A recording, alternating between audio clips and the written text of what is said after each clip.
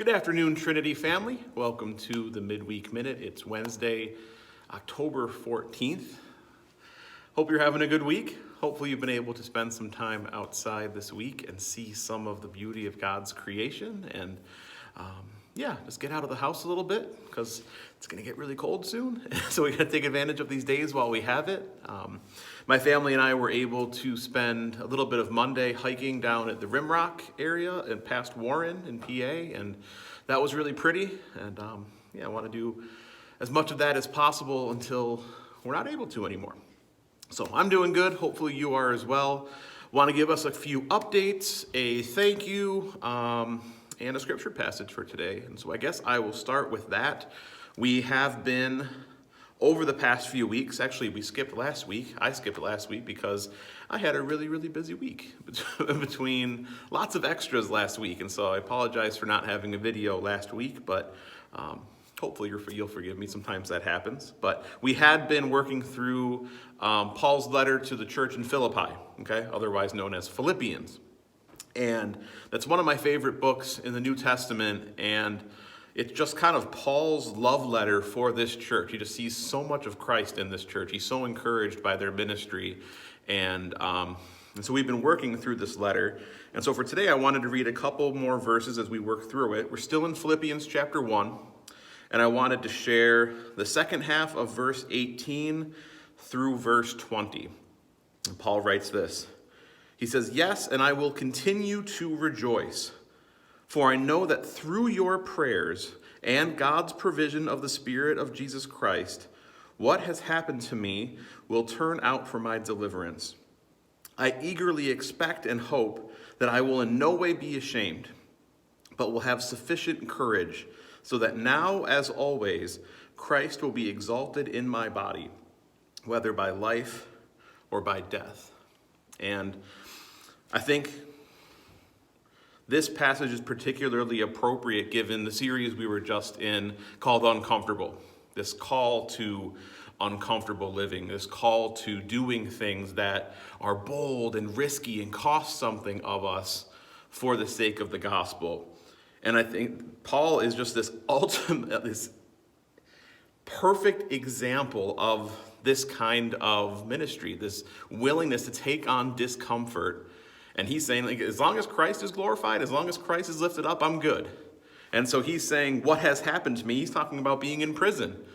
And so he's like, as long as Jesus is being preached, as long as the gospel's advancing, as long as his kingdom is being established, I'm good.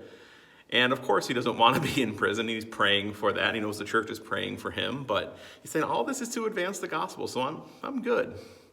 And I'm just challenged by that.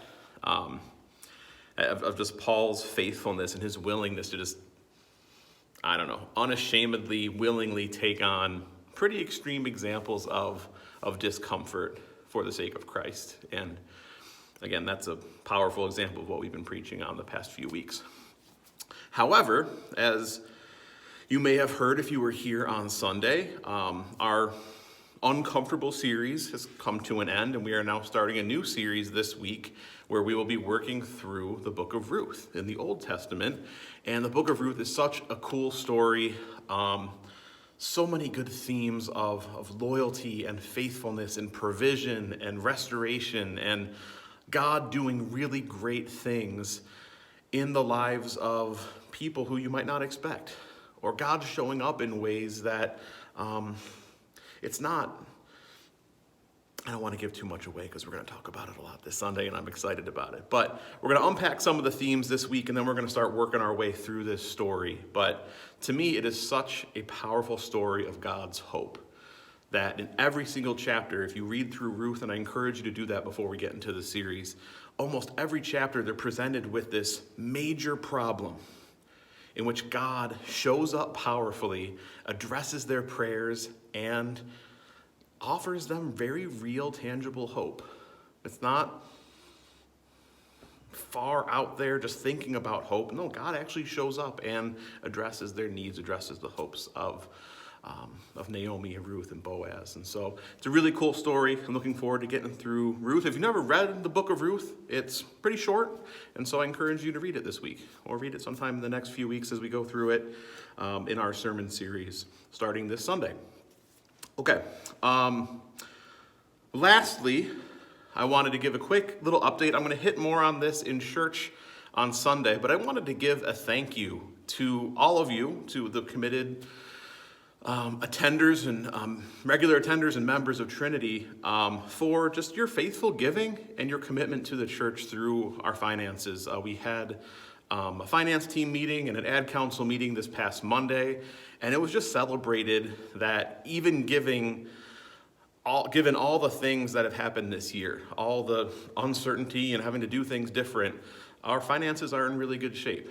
And that is in large part because of your commitment and your generosity and your faithfulness, and you seeing tithes and offerings as worship and treating that as such. And so even given what we've been through, the challenges and all this stuff, we're in a pretty good spot financially. I'll give a little bit more specifics on that in church on Sunday, but with that, we're sort of in budget planning mode with our finance team, with our ad council, with all of our different teams.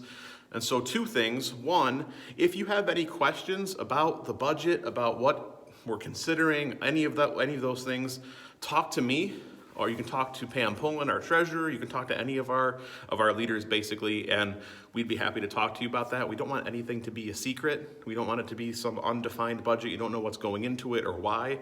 So if you have questions about that, please let me know. And secondly, please be praying throughout that process. I mean, we always want to be prayerful with our decision making, and so the budget that we set for 2021, just so that it is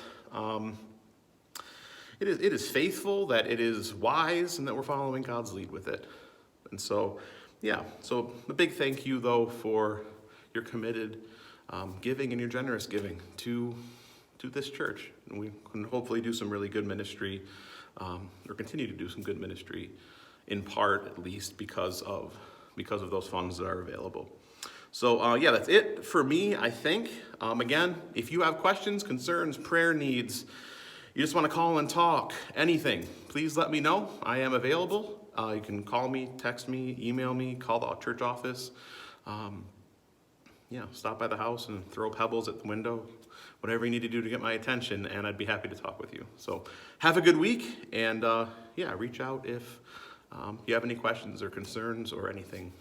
Hopefully I will see you Sunday. Have a good week.